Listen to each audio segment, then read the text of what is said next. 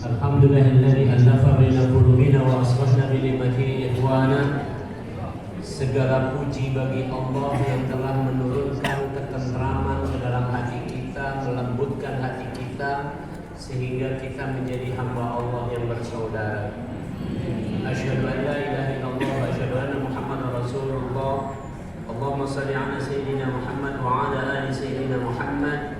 Qala ta'ala a'udzu billahi minasyaitonir rajim. ولتكملوا العدة ولتكبروا الله على ما هداكم ولعلكم تشكرون. Agar kamu menyempurnakan bilangan puasa dan kemudian kamu bertakbir atas petunjuk yang diberikan Allah kepada kamu, agar kamu menjadi orang yang bersyukur.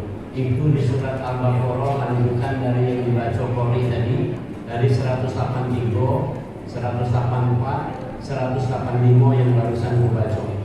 Jadi nanti di ujung Ramadan kita akan bertakbir.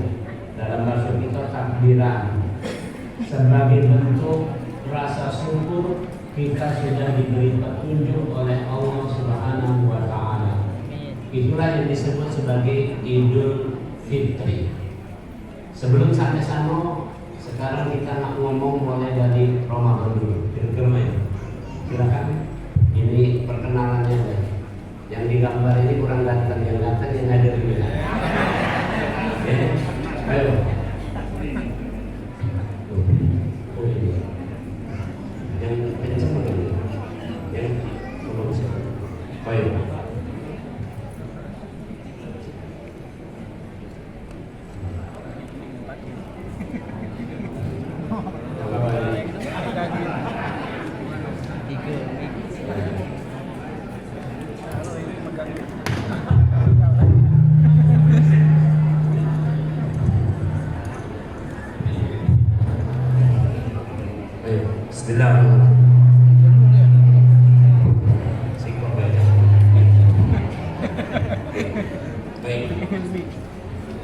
Ibu-ibu, bapak-bapak yang kami muliakan, hadir di sini galau-galau pertama dari para pemimpin di Kota Prabu Mulih ini, forum komunikasi pimpinan daerah.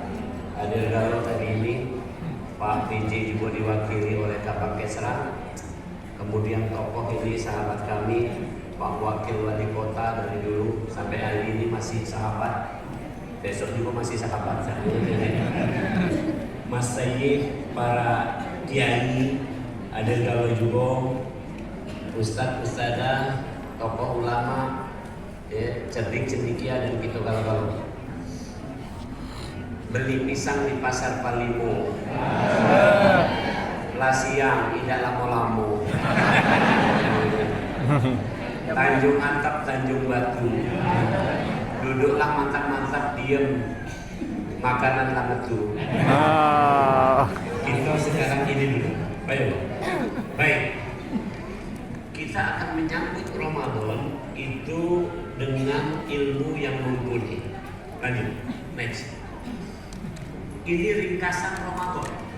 Jadi untuk masuk kepada bulan Ramadan, persiapannya ada tiga persiapan untuk kita masuk Ramadan. Yang pertama, pernah puasa sunnah. Pernah galau? Sudah, berarti masuk ini syarat pertama. Ini semua syarat ini dari Rasul. Saya ringkaskan saja. Yang kedua, gembira. Mana tidak gembira? Makanan ada, hiburan ada, ngumpul galau-galau, gembira. Jadi kena dua. Yang ketiga, berilmu. Tahu bahwa akan Ramadan, berilmu. Wa la taqfu ma laysa laka bihi 'ilm. Inna as-sam'a wal basara wal fu'ad kana ulaika 'anhu mas'ula. Jangan kamu berkata-kata atau melakukan sesuatu kecuali kamu punya ilmunya. Jadi jangan coba-coba besok nak puasa tapi kata ilmunya.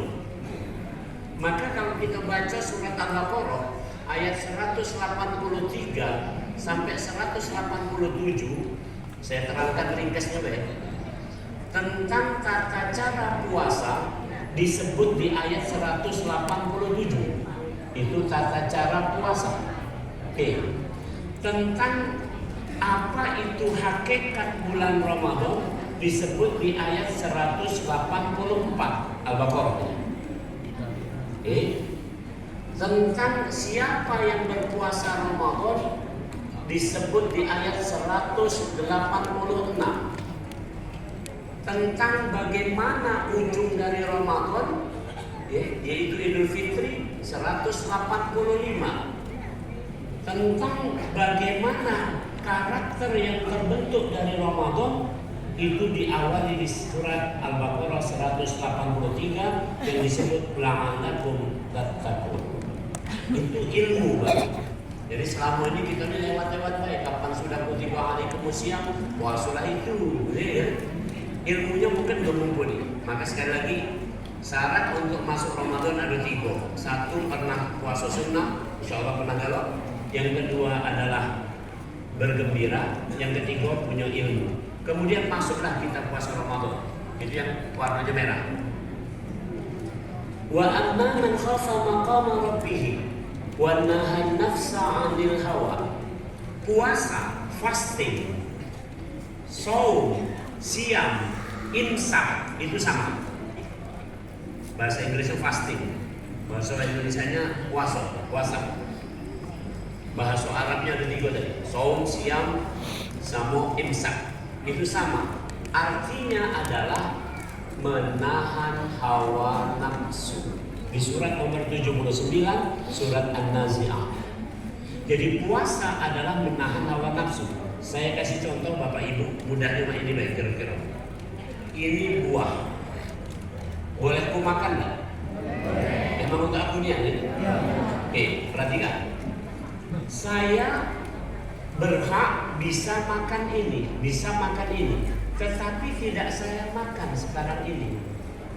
Artinya saya menahan diri untuk tidak makan. Paham? Itulah hakikat puasa. Nanti ada checklist selama Ramadan yang harus ditahan itu apa baik? Pertama makan minum. Kedua adalah mohon maaf suami istri, hubungan suami istri. Terus tulis sebanyak-banyaknya, termasuk menahan diri dari bertengkar, menahan diri dari berbuat curang. Jadi kira-kira mesti kemarin ini guyon lagi. Bagusnya pemilu itu bulan puasa.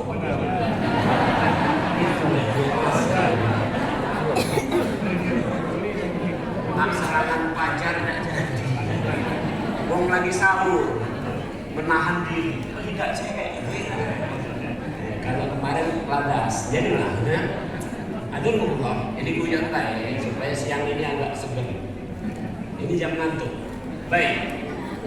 Jadi puasa adalah menahan diri. Nanti kenyataannya kita ini secara umum hanya memenuhi standar minimal. Tolong camkan. Tapi kita acungkan jempol. Sudah standar minimal sudah bagus. Apa standar minimalnya? Kam min sha'imin laisa lahu min siyamihi ila ju' wa 'atas.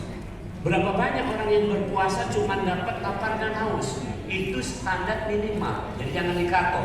Kalau ada orang yang cuma selama Ramadan pacak mengendalikan makan dan minum, tapi omongan tidak terkendali, sikap tidak terkendali. Jadilah dia lulus Ramadan dengan lulus minimal. Kalau guru-guru itu apa namanya? Kecukupan apa? KKM. Ya KKM ini udah tahu. Jadi sudah jadilah hargai saja. Jadi jangan dikato. Cek, pecahnya kamu ini cuma lulus minimal baik. Gimana aku ini pakam? Nah, jangan mau itu ngomong.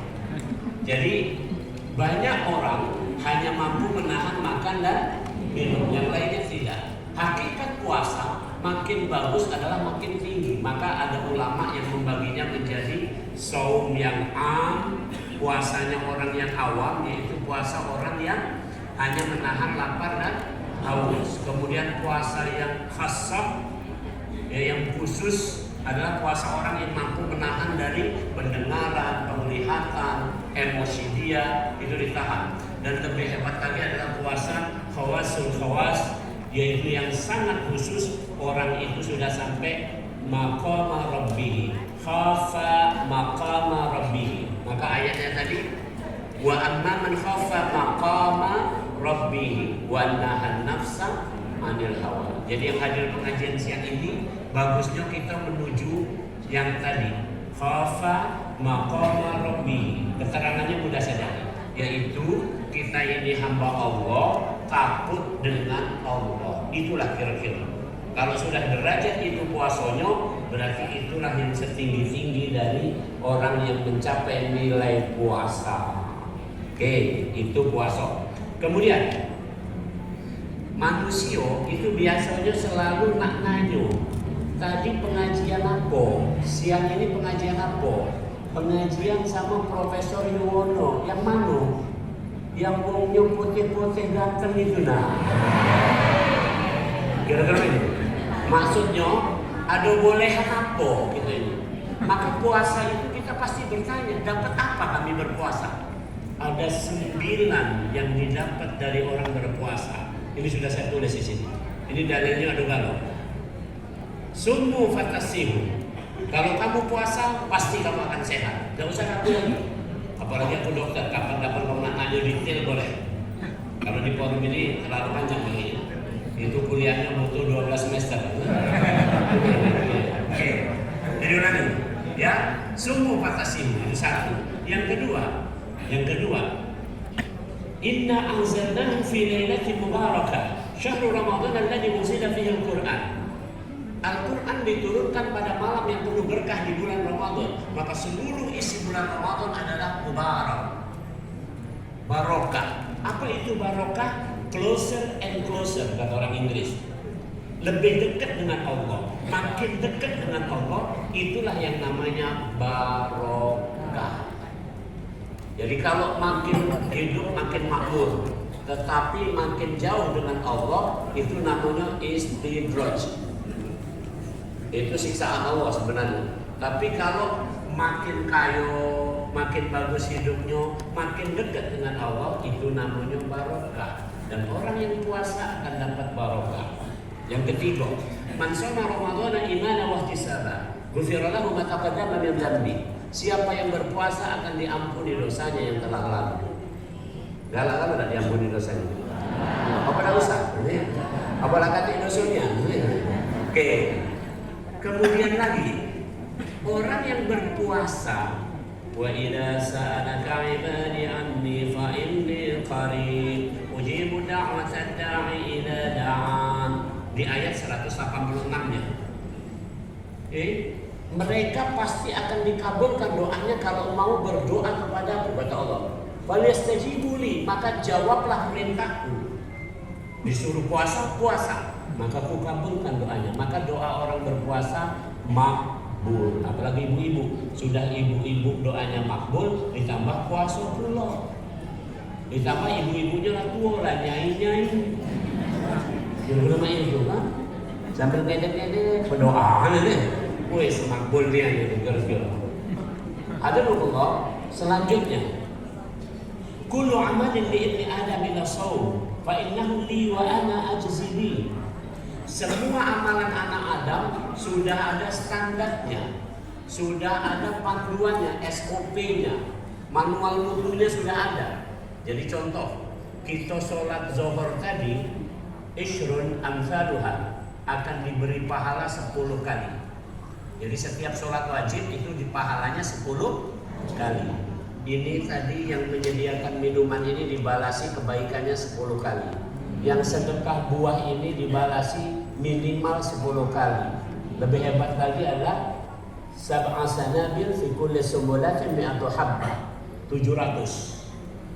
Jadi kira-kira kamu menunjuk aku minuman ini, siko ini kakekku habiskan. Kakek yang dibalas oleh Allah 700. Ini yang hadir 700. Jadi kakek di akhirat kamu tunjuk siko-siko ini. Di sana ladilu ila dilu. Dan kakek lagi yang dagang minuman lagi sudah. Naungan dan kakek, sama-sama dan kakek dibalasi ini. Itu pahala selain puasa. Tapi khusus puasa kata Allah, fa innahu li wa ana ajzi bi. Pahala puasa tidak akan aku sampaikan kata Allah, tidak diumumkan, tapi langsung aku ambil dan nanti aku langsung memberikan reward kepada mereka.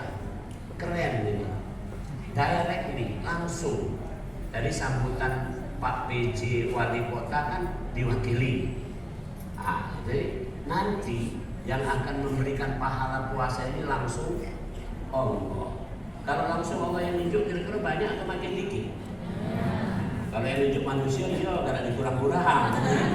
Tapi kalau yang nunjuk Allah itu pasti lebih banyak, lebih bagus. Subhanallah.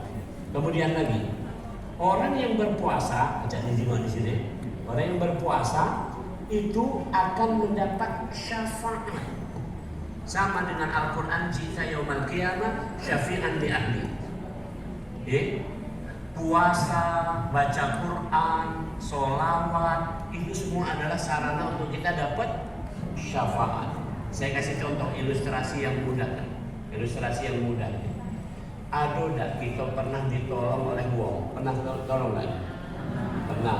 Kalau saya sebagai dokter merawat pasien, pasien itu sembuh. Waktu itu saya merawat pasien nyai sembuh. Malam itu dia serangan asma.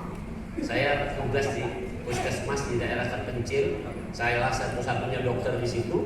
Jadi tengah dalu saya disuruh di situ naik motor, tengah dalu di situ kan.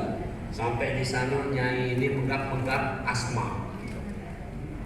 Peralatan ala kadarnya, kudampingi, kuobati sampai subuh baru reda. Setelah saya mau pindah dari daerah itu, nyai itu berais. Berias. Berais. Bawa apa? Bawa makanan. Terus nak perpisahan ini. Begitu nak perpisahan, aku diciumnya. Lah. Masih bujang aku waktu itu. Aku ngomong ke ibu, Nyai, mestinya jangan nyanyi yang nyium aku. Mana cucunya? Maksud saya hanya kasih contoh ini supaya kamu tuh dengar. Ini, Nyai tadi merasa mendapat syafaat pertolongan dari saya. Serangan asma yang gawat seperti itu dalam bahasa kedokteran akan kekurangan oksigen. Lebih dari beberapa menit dia bisa wafat. Yang menyembuhkan Allah, tapi perantaraan saya tolong pakai obat, pakai infus segala macam. Nah nanti puasa ini syafaat Bapak Ibu. Itu maksudnya. Kemudian yang lain lagi, bahwa orang yang berpuasa itu akan dijauhkan dari neraka sejauh 70 tahun perjalanan. 70 tahun perjalanan. Sudah berjalan berapa tahun kita ini di dunia ini? Main kira-kira. Ilustrasinya begini, gambarannya begini. Ini dalil ilmiahnya ya, kira-kira bayangan ilmiahnya. Coba kita berjalan 24 jam, berapa kilo? Saya kasih bantu. Manusia rata-rata berjalan 1 kilo itu 12 menit. 1 kilo 12 menit. Kita hitung, ini gunanya handphone ini. 1 jam 12 1 jam 1 kilo 12 menit. Ya, jadi kalau itu satu hari itu kan berarti 1 jam berarti 5 kilo ya. 1 jam 5 kilo, 24 jam 5 kali 24 120 kilo itu sehari kali 365 setahun itu 43.800 kilo dikali 70 tahun itu 3 juta kilo. Jadi jarak antara kita dengan neraka untuk puasa 1 hari 3 juta kilometer. Kalau 30 hari berarti 90 juta kilometer. Jarak bumi dan matahari 150 juta kilometer. Kecepatan pesawat Garuda itu paling cepat 800 km per jam. Jadi kalau pergi ke matahari dibutuhkan waktu 21 tahun ngedur. Saya hanya membayangkan begitu jauhnya orang dari neraka kalau dia puasa. Masih mampu gak kira-kira? Kita ini, mohon maaf ini, kamu ada gak mampu pempek Palembang sekarang ini? Tidak kan? Jarak sini Palembang itu tadi kalau kilometer di jalan tol tadi 83 kilo jalan tol yang panjangnya. Kalau diambil dari sana ini 90 kilo lah Palembang Prabu Mule ini. Tidak kecium yang namanya pempek di Kertopati itu, tidak kecium karena jauh jaraknya. Bagaimana kalau 3 juta kilometer, 90 juta kilometer, masih kecium nggak baunya? Jauh banget dari neraka, itu maksudnya ceritanya. Kalau dalilnya Nabi mengatakan jauh 70 tahun kerja. Nah, jadi saya hitung pakai hitungan kita ya mudah-mudahan. Yang terakhir dan sebelum terakhir, nanti kita itu kalau nak masuk bandara, nak umroh, nak apa itu kan pakai kartu, pakai apa, pakai visa, pakai segala macam itu, maka di tag, nah itu masuk. Jadi naik LRT itu kan di Palembang itu ada orang hijau masuk. Kalau tidak pakai itu tidak bisa masuk. Nanti ada pintu Arroyan, ada pintu Arroyan di surga itu ada pintu Arroyan. Pintu itu hanya dimasuki oleh orang-orang Prabu Mule yang puasa. Jadi kalau tidak puasa jangan cukup-cukup. Lihat di sini ada. Begitu tidak puasa kamu marah, itu ada tulisan dari warnanya apa? Tidak puasa. Tidak boleh masuk. Tidak boleh masuk. Ya Rabbi Karim. Nah, kemudian tolong camkan ini. Satu lagi di situ ada tulisannya.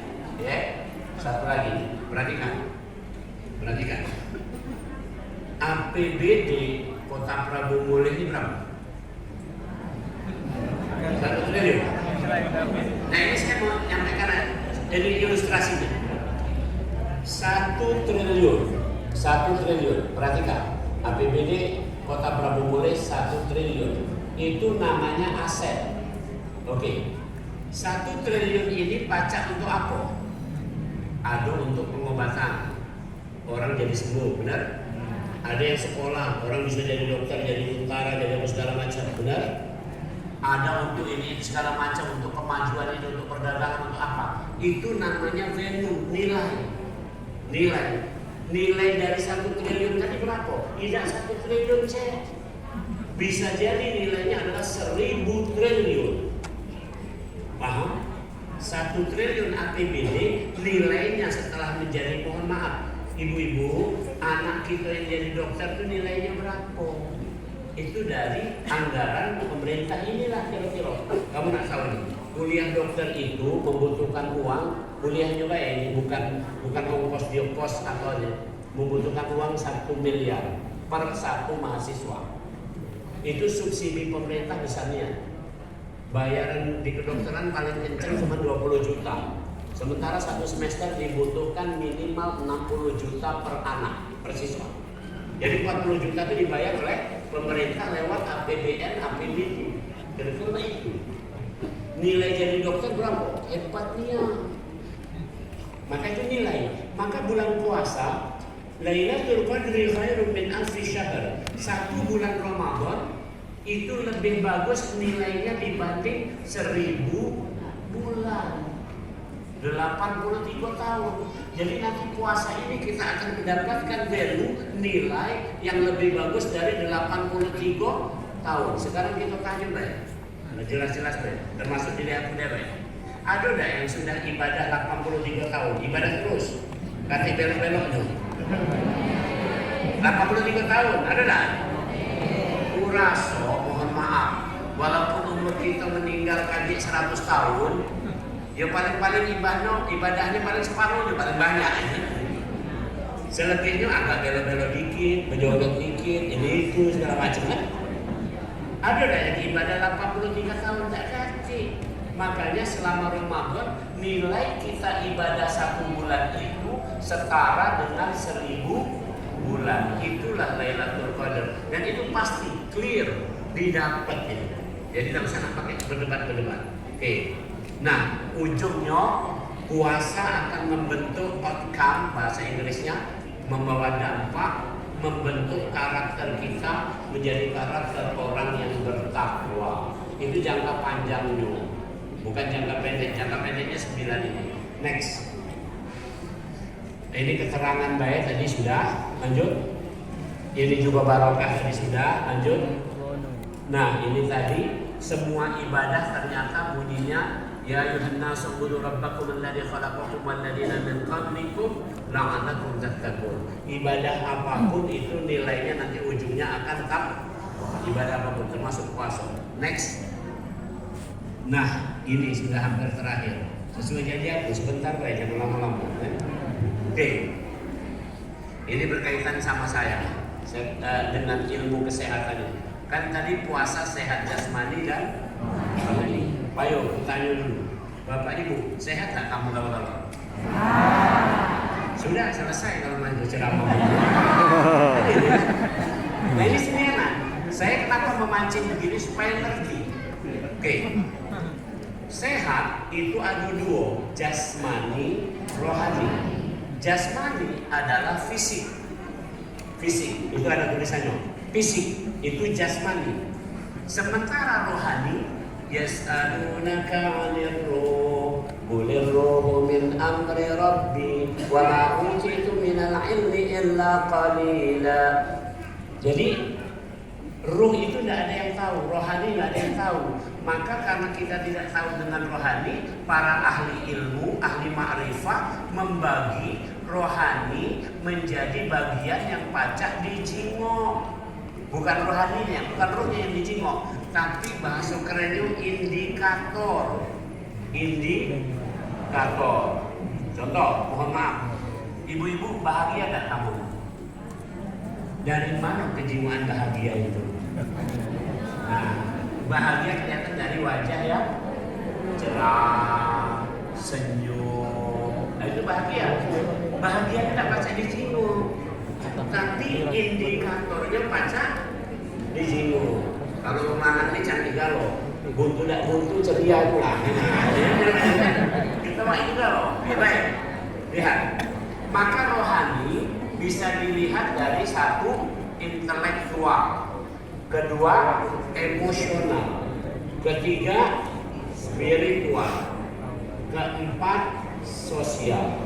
Inilah pentingnya, maka kita kumpul seluruhnya, baik pemerintah, organisasi masyarakat, ya masyarakat, semua stakeholder ngumpul di sini. Pentingnya ini keterangannya.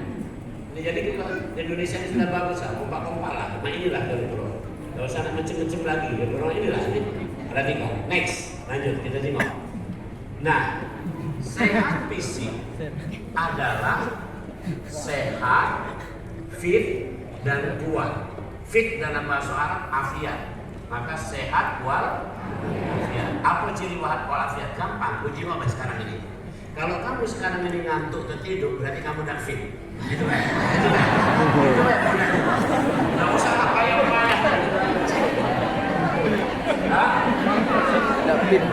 Jadi kalau kamu masih tidak main ini, sehat kamu, tapi tidak afiat.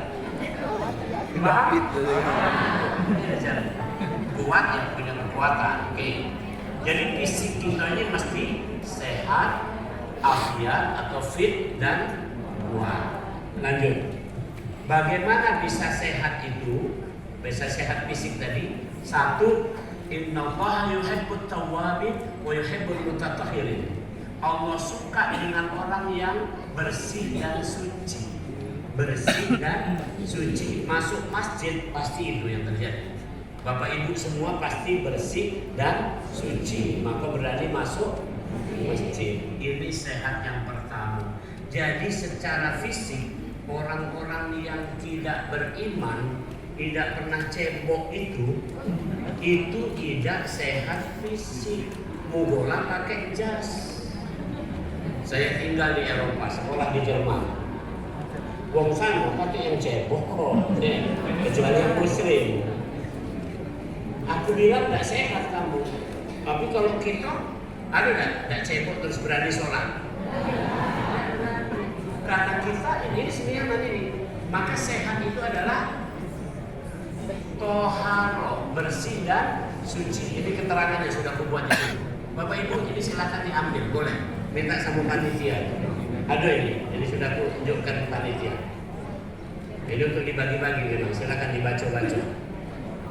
Ya, oke.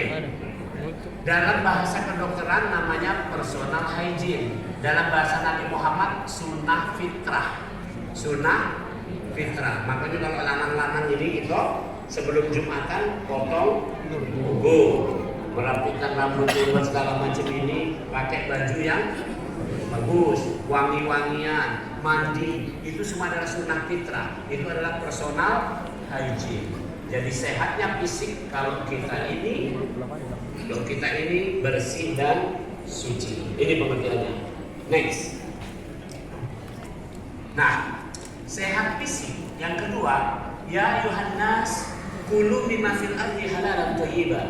Wahai seluruh manusia, makanlah yang halal dan yang baik.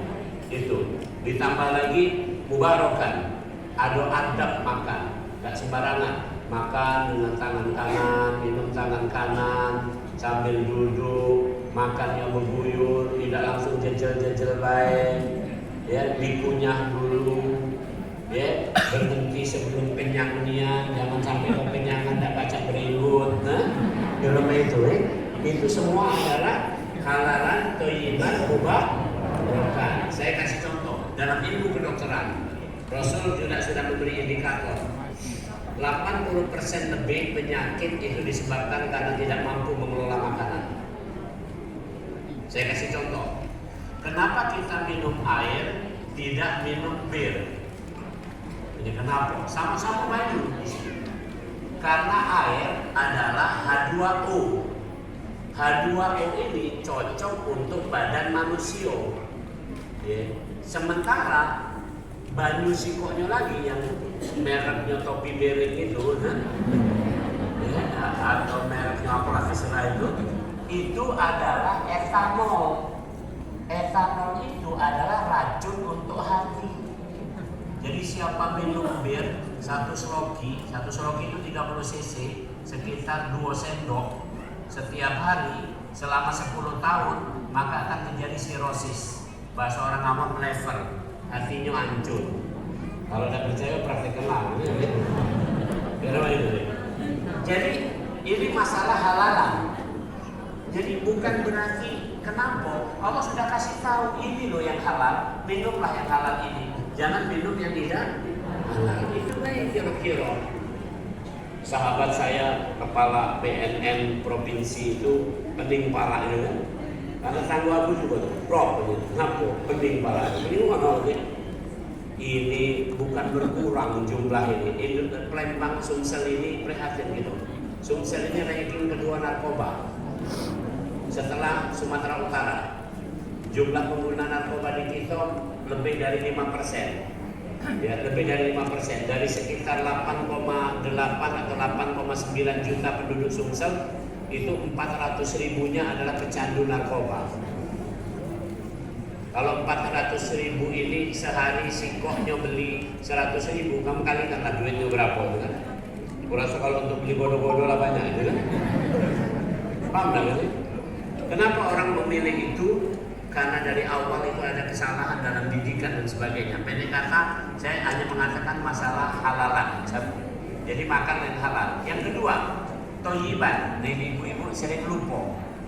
Thayyiban artinya makanan matang atau dimasak bagus, dibentuk yang bagus, dan disajikan dengan bagus. Unjuk contoh mak ini baik thayyiban. Ibu-ibu oleh lakinya disuruh ngidangkan kopi sama ubi rebus. Nah, ibu-ibu mak ini ngomong, suamiku, ini kopi ya, ini ubi rebus, ini aku. Itu thayyiban, thayyiban, paham kan? Tapi kalau mak ini, istriku, tolong buatkan kopi, langsung dijawab, kan ada tangan cewek.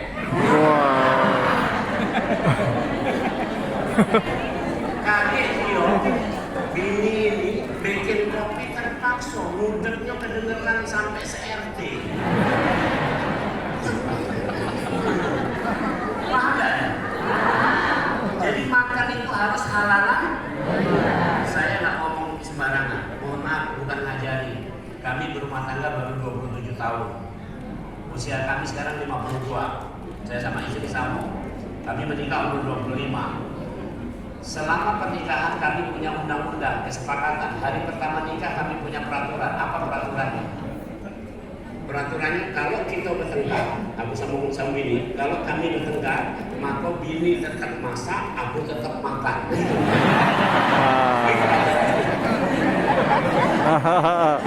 Ini toibah. Kenapa? Main. Jangan kira ini remeh. Jadi kalau kami lagi bertengkar itu, bini aku tetap masak, walaupun kan masaknya pegel dan apa pun dia masak, karena masak tadi kan. Habis itu dia ngidangkan, dia pergi singitan, bahasa Lembang. Dia ngintip, aku lahap wae makan. Habis bertengkar baru dia ngomong, kalau lahap kamu tadi makan, lah tidak belok kan kita bertengkar tadi. Wah. Tapi itu terlibat. Kalau ibu-ibu tidak masak, akibatnya lagi pergi ke warung jando. Wah. Di sana terlibat. Baru datang sudah enggak pecahnya sendiri. Hilang nanti Ini kan kopinya, ini ubi rebusnya, mana kira-kira lain? Yang di rumah tadi merengut tidak masak. Ini guyon baik, tapi kenonnya. Halalan. Pentingnya nih, dan contoh tadi, mohon maaf, saya sudah ditelepon oleh Pak Sudi bahwa siang ini saya diminta zohor di sini. Tadi saya datang zohor karena nak dijamu makan siang. Sudah tahu apa yang makan siang. Tadi saya ada kegiatan banyak, selesailah jam 10, balik ke rumah jam 11 ke sini yang sudah. Jam 10, bini aku bukakan pintu. Langsung dia ngomong, Mas, mau makan? Aku langsung, iya. Padahal aku nak makan lagi di sini kan.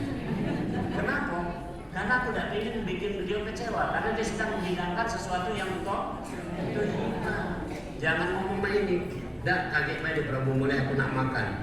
Nah, bini sedih. Nah itu adalah, mohon maaf nih. Jadi ada cara Rasulullah. Para suami ini ngerti lah. Jadi kalau bini lah masak itu makanlah. Mugola tadi ada jamuan makan, walaupun sedikit, supaya legoati dulu. Ini dia kakek Mede, kami nak makan di sana sama Pak Wali sama ini. Lagi semalam itu kure, itu halalan terlibat. Masih ada? Oh ada ya? Masih laku? Oh ada apa? Jadi cari makan. Lanjut ya. Oke baik. Yang ketiga, sebenarnya ada grafiknya. Sehat fisik adalah kalau kita bergerak. Jadi ulangi, sehat fisik itu pertama bersih dan suci. Yang kedua, makan yang halalan, thayyiban. Yang ketiga, bergerak. Itu. Jadi kalau nak ingin sehat itu harus bergerak. Bergerak kapan? Mulai dari jam 4. Maka puasa itu dimulai dari jam 4 adalah sahur. Sahabat Rasul ditanya, wahai para sahabat, kalian dulu bersahur itu jam berapa? Atau kira-kira sahur itu kapan? Mereka bercerita, kami selesai sahur kira-kira baca Al-Quran 50 ayat. Ulangi, kami selesai sahur kira-kira baca Quran 50 ayat. Contoh nanti hari Selasa.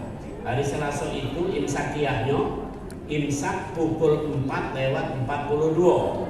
Subuhnya 4:52. 10 menit berarti. 10 menit itu adalah membaca 50 ayat. Maka para sahabat itu berhenti makan sahur 50 ayat sebelum subuh. Yang kita tulis di Indonesia menjadi jadwal imsakiyah. Jadi jangan galak ngato. Ini ada yang ilmunya sedikit langsung ngato. Kata-kata imsak itu di Saudi di mana kata imsak. Indonesia nggak itu, bukan kata dalil. Ya. Saya orang itu, saya dulu ketua lembaga kesehatan Nahdlatul Ulama. Kiai Haji Hasyim Asy'ari, Kiai Haji Ahmad Dahlan dari Muhammadiyah, semua itu tidak sembarangan ngomong-ngomong kena ini.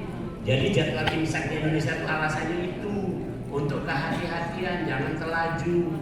Maka yang paling bagus adalah makan itu secara medis setengah jam sebelum imsak, supaya perut ini siapnya bagus. Setengah jam sebelum jam 4.42 berarti sekitar jam 4. Nah, secara medis jam 4 itu ada hormon dalam tubuh manusia namanya hormon kortisol, itu bagaikan saklar listrik. Hormon itu jam 4 pagi akan on, hidup. Jam 4 pagi akan on. Kalau hormon itu hidup, maka kita harus bangun. Kalau hormon itu sedang hidup kita tidak bangun, dia akan merusak tubuh kita dewek. Ginjal, jantung, paru-paru, hati, usus itu akan dirusak oleh hormon ini kalau kita tidak bangun jam 4 tadi. Maka bergeraklah mulai dari jam 4. Jam 4 waktu puasa adalah sahur. Kerennya. Inilah Islam mengajarkan. Dan saya tambahkan lagi, jam 4 itu kalau kita sudah bangun akan dapat keistimewaan. Di Al-Quran di surat Ali Imran dan di surat An-Najm surat 53 disebut dengan kalimat yang hampir sama, wal mustaghfirina bil ashar, wal mustaghfirina bil ashar, wa hum bil ashari yastaghfirun, yaitu orang yang meminta ampunan ketika makan sahur. Minta ampun pada Allah itu kapan saja bisa, tetapi lebih istimewa pada waktu makan sahur. Ada di Al-Quran di surat Ali Imran ayat 17. As-sabirina was-sadiqina wal-qanitina wal-munfiqina wal-mustaghfirina bil ashar. Itu dalilnya. Orang yang meminta ampunan pada waktu makan sahur. Itu hebatnya bangun jam 4. Yang hebat lagi bapak-bapak. Bangun jam 4 berarti sholat subuh. Ya.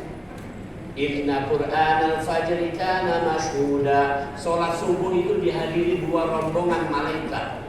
Malaikat yang jago dalu dan jago siang, aplosannya waktu sholat subuh. Jadi kalau kita hadir di masjid Nur Arafah ini, kali itu atau malaikat yang jago dalu main dia ngomong, kira-kira sama yang jago siang, cek, tahu nggak yang sebelah sana? Yang mana? Yang agak pendek-pendek itu. Namanya ngomong, yang mana? Agak terkantuk-kantuk itu. Nah, itu kan bodoh.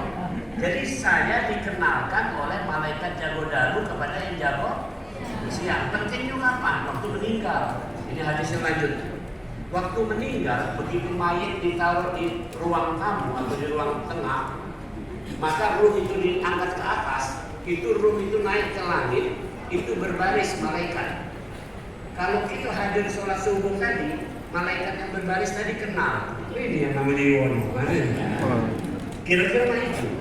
Tapi kalau tidak pernah sholat subuh tadi, siapa cek ini? Tidak tahu kan mamang ini. Tidak pernah hadir mamang ini. Paham tidak gara-gara ini? Inilah pentingnya bergerak pada waktu jam 4. Nabi Muhammad itu sehat terus karena bangunnya jam 4. Kira-kira begitulah. Kira-kira begitu. Subhanallah. Dan saya kasih resep kepada dokter. Tidur itu kita yang sudah dewasa ini bisa 6 jam saja, 5 atau 6 jam. Saya 5 jam, rata-rata 5 jam. 5-6 jam cukup kita tidur. Jadi kalau kita tidur jam 10 berarti bisa bangun jam 4, 6 jam. Tidur jam 11 bisa bangun jam 4, 5 jam. Kurang sejam, siang boleh tidur. Itu sehat sudah. Jangan 4 jam kurang sehat. Tapi kalau 5-6 jam sehat. Keren ini. Sudah itu aja cukup. Maka bangun tadi ada guyon ketika orang lagi orang berobat sama aku, ada nanya bapak-bapak, bro, kenapa lah aku ini sakit-sakitan bro? Aku tanya, bapak sholat subuh dah? Tidak, itu tak masalah. Paham? Karena tidak bangun pada waktu subuh. Jadi bergerak waktu subuh itu adalah hal yang utama.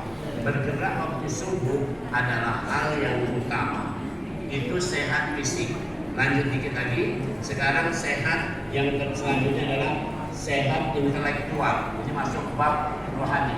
Sudah ada baca? Tadi kalau baca biar tampilkan gambarnya dulu. Oke, lanjut. sehat intelektual adalah cerdas dan cerdik. Cerdas dan cerdik, ya. Cerdas dan cerdik. Cerdas itu artinya dia pacak nalar. Cerdik artinya efisien.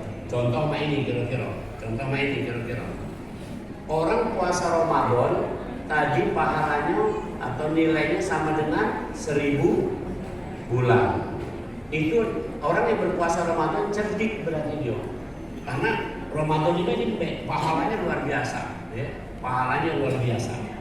Kemudian, ya, intelektual kita ini, otak kita ini pacak dipakai sampai sakaratul maut. Jadi jangan sampai tadi Qori baca surat 58 yang kedua dibacakan tadi, ya, tentang majelis, hadir dalam majelis ilmu tadi dibacakan itu. Jadi kita ini pacak berpikir sampai meninggal dunia. Maka kata Rasul, minal mahdi ilal lahdi.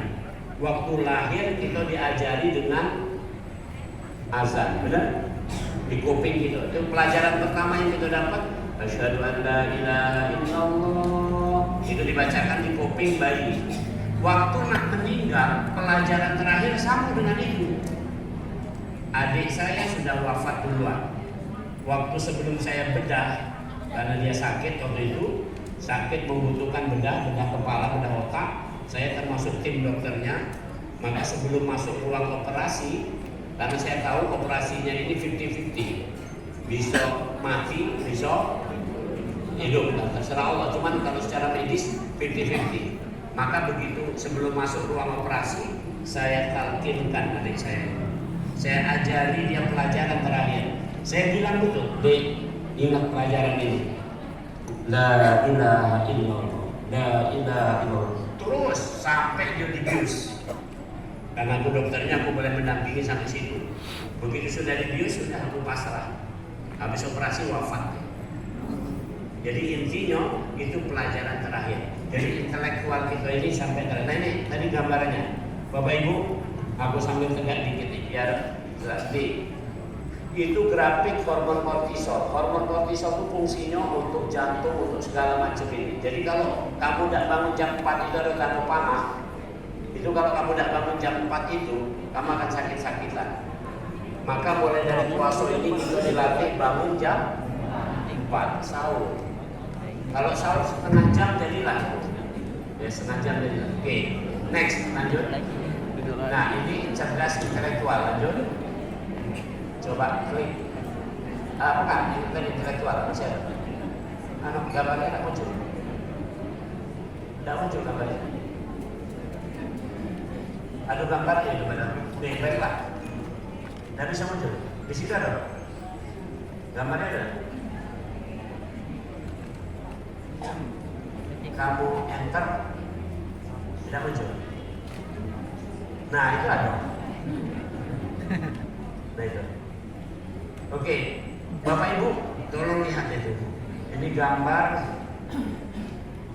mana yang tadi gambar otak tadi. Nah itu yang biru itu, ya benar. Itu bisa di bolehkan? Oh nggak usah, udah gitu aja. Tolong lihat. Ini aku tunjukkan ini. Yang ini. Coba lihat dua ikon ini. Warna yang cerah itu otak yang cerdas. Warna yang gelap itu otak yang tidak cerdas. Bahasa Palembangnya lolo. Oke. Perhatikan pelan-pelan saya sampaikan. Cerdas ternyata didapat paling banyak dengan cara mendengar. Lihat di situ, listening. Maka Al-Quran mengatakan wa idza quri'al Quran fastami'u lahu wa ansitu la'allakum turhamun. Kalau kita banyak mendengar, kita akan cerdas. Apalagi para pemimpin. Pemimpin itu gambarnya mendengar apa keluar rakyatnya. Itu kan. Itu baru pemimpin cerdas. Tapi kalau dia ecak-ecak tak dengar, nah itu yang ini. Dia simpulkan ada gaji. Oke. Yang kedua, untuk cerdas itu harus dia working, amal. Al-Quran mengatakan lima taquluna ma la taf'alun. Kabura maqtan 'inda Allah an taqulu ma la taf'alun. Kenapa kamu cuma bisa ngomong tapi kamu tidak bisa mengamalkan? Saya dari awal dulu waktu saya Satgas Utama COVID-19 menjadi penanggung jawab di Provinsi Sumatera Selatan ini, aku tidak pernah kenal. Pak Gumpe pernah kenal, dia ngomong sama aku nih, pernah kenal, Periksa juga pernah kenal. Nah aku tidak pernah kenal, sekeluarga aku tidak pernah kenal. Kenapa? Saya mengamalkan ini baik. Contoh, kalau ada penyakit dari saluran napas, itu yang paling mudah mengobatinya, mencegahnya dengan cara istinsyak. Tahu istinsyak? Memasukkan air ke hidung. Waktu subuh dianjurkan wudhu itu memasukkan air.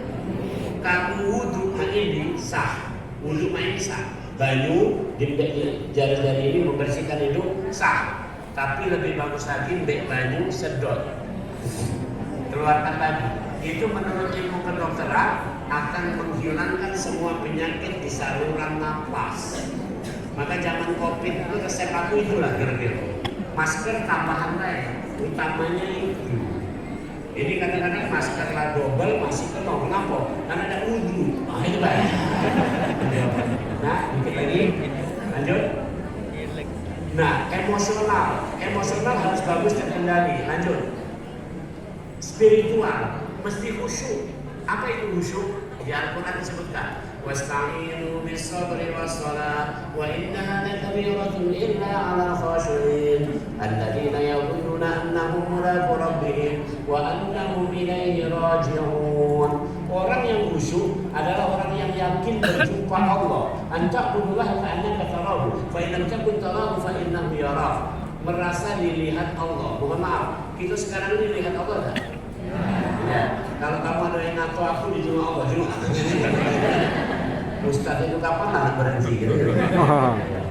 Ya, dia mau berhenti lagi kan? Oke, untuk dia langsung ngomong. Kalau nggak ngomong di rumah Allah tadi. Baik, next yang terakhir. Nah, sehat sosial. Jadi sudah akor-akor lain. Kita ini bangsa Indonesia, Bhinneka Tunggal Ika. Saya kasih ilmunya. Ini saya terapkan itu. Kata Rasul, menikahlah kamu dengan orang yang jauh jarak suku bangsanya, bukan jarak rumahnya, jarak suku bangsanya. Saya aslinya berketurunan dari Jawa Timur. Istri saya Arab Lembang. Lah berapa itu jadinya? Ada 3 suku. Makin jauh perbedaan makin kuat. Kenapa Indonesia ini nggak roboh-roboh? Kenapa Indonesia ini tetap kuat walaupun banyak gangguan? Karena kita Bhinneka Tunggal Ika. Ini senianan. Jadi jangan dipaksa untuk seragam. Biarlah cara. Kamu dengar mulai dari Palembang sampai Lahat itu cara mengucapkan ao beda, kan? Kalau ke Bangka lain lagi.